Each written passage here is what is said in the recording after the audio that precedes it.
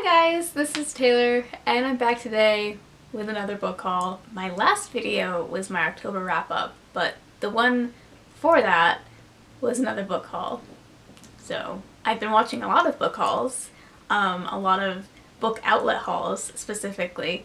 I've never been the biggest book outlet consumer, but I've just found myself coveting one of those big book outlet boxes.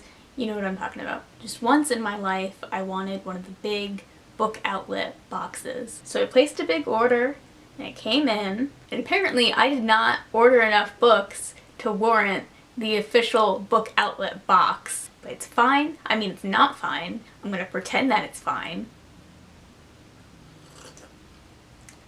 The first book I got from Book Outlet is called 5 to 1 by Holly Bodger. This is YA set in the near future in India, where gender selectivity has made it so that there are 5 men for every 1 woman. Obviously this causes a lot of issues, like women being auctioned off, often without their consent or approval, and I'm assuming that our protagonist, tries to combat this in some way. Something I was not aware of before I purchased this was that it is mostly in verse, which is something that I don't always get along with, but I think that the plot is intriguing enough, so we'll see.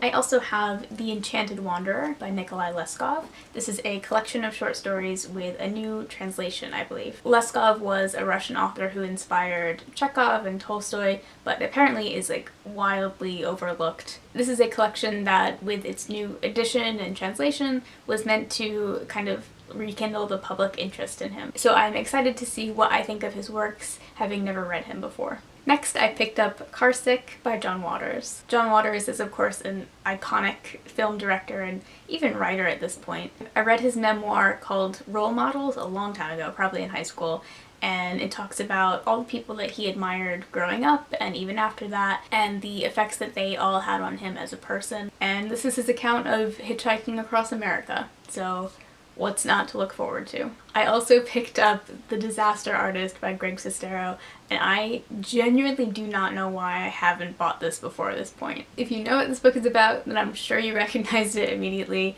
but for those who might not, the author, Greg Sestero, was cast in a movie called The Room, which turned out to be, objectively one of the worst movies ever made. PSA, if you've never seen The Room, it's really just a rite of passage at this point. It's really just one of those things. It's just incredible how bad it is. And basically this is this actor's, behind the scenes tell-all about the movie, and apparently this is now a movie starring James Franco or something like that, which is just wild to me. And basically I cannot wait to read this. This will probably be one of the ones that I read first. Next I have Written in the Stars by Aisha Saeed. This is YA about a protagonist named Nyla. Nyla's parents are first-generation immigrants from Pakistan, and basically from day one they tell her that she can choose what to study, she can choose what she wears, but ultimately they will choose her husband. But of course she breaks tradition and falls in love with someone else, and basically her parents take her back to Pakistan to kind of rediscover her roots. But then they announce that they're actually in Pakistan because they have found her a husband to marry and they want her to marry now. Rincey from Rincey Reads read this and really liked it, said it was surprisingly intense, so I think this one sounds really cool. Then I have Castle in the Air and House of Many Ways by Diana Wynne Jones. These are the 2 sequels or companion novels to Howl's Moving Castle. If you are a fan of the Studio Ghibli movie and have not read the novel Howl's Moving Castle, I cannot recommend it highly enough. It's so different, but it's amazing how well the style of Studio Ghibli complemented the writing style of Diana Wynne Jones. So basically, I'm just really excited to get back into this world. The next one is a little bit of a departure for me. This is Paradigm by Alan Glynn. So this is a thriller about a guy who comes back home after working as a cook at a military base in Afghanistan, starts working at a fancy restaurant in New York, and basically someone starts frequenting his restaurant who looks exactly like him, except he's super rich. This had been on my Amazon wishlist for a long time. I don't exactly remember what compelled me to pick this up over other thrillers, because as you know, thrillers aren't really my thing, but Plot sounds solid.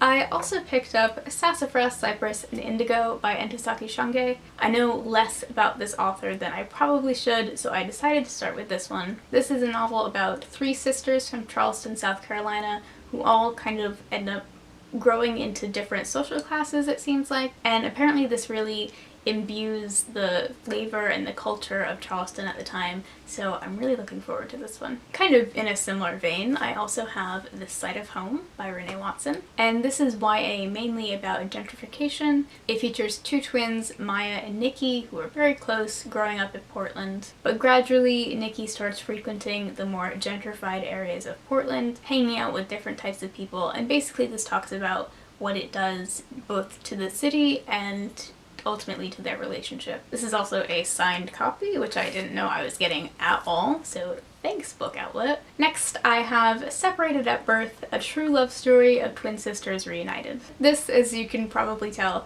is nonfiction about 2 twins adopted from a Korean adoption agency to the US and France respectively, one of whom is an actress, and she ended up seeing her twin in a YouTube video and contacting her in a Facebook message saying, "Hey, we have the same face." This is all over social media a while ago, so it'll be really interesting to read the whole story in its entirety. And finally, from Book Outlet, I have The Beautiful Bureaucrat by Helen Phillips. Any devout viewers of this channel will know that I've had my eye on this for years, probably. This is bizarro magical realism about a woman who takes a really mundane office job, and gradually things just start to go awry. She feels anxious and paranoid, and finally her husband disappears. And apparently this is written in a very bizarre and beautiful way, so of course it's right up my alley. I do also have some other books that are not from Book Outlet because of course I have other books. I finally picked up a copy of The Secret Garden. You can't tell what it is, but it is The Secret Garden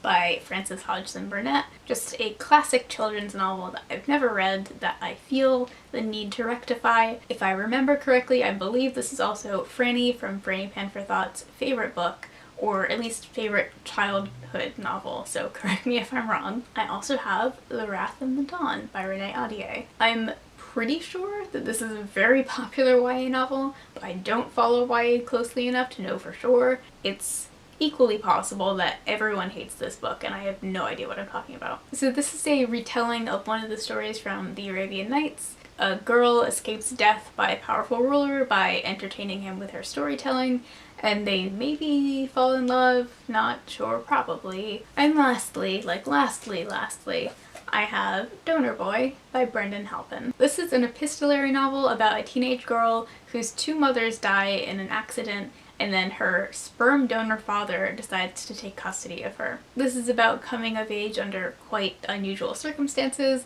and apparently, despite the synopsis, it's very funny. So I've been looking forward to this one for a long time. And that is everything that I have acquired in the short period since my last book haul. Fingers crossed, I should see you next in my wrap-up for Nonfiction November. Hope you're having a great day, and I'll see you next time. Bye!